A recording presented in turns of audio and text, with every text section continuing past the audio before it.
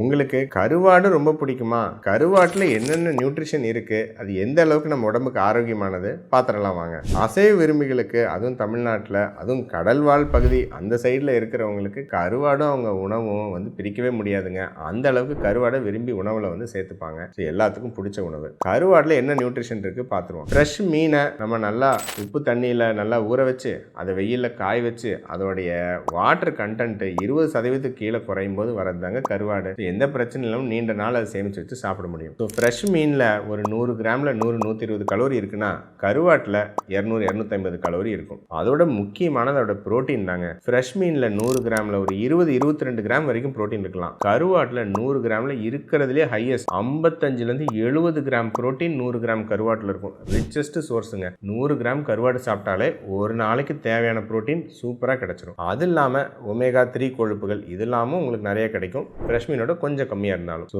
சூப்பரான புரோட்டீன் எடுக்கிறதுக்கு குழந்தைங்களுக்கு, கர்ப்பிணி பெண்களுக்கு, பாலூட்டும் தாய்மார்களுக்கு, மற்ற பெரியவங்களுக்கு எல்லாத்துக்குமே கருவாடு ஒரு சூப்பரான உணவு.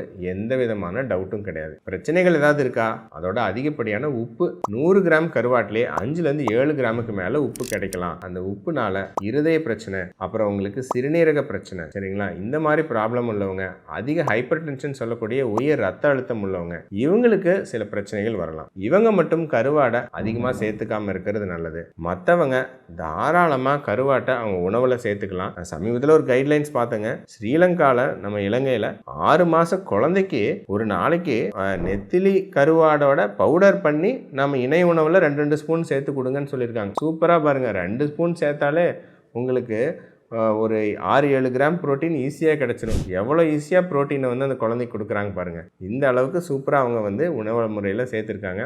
இதை நாமளும் பின்பற்றலாம். மற்ற விஷயங்களை, கருவாட்டை பற்றின விஷயங்கள் ஞாபகங்க. ஸோ கருவாடு யார் யாருக்கு பிடிக்குங்கிறத கமெண்ட் செக்ஷனில் தெரியப்படுத்துங்க.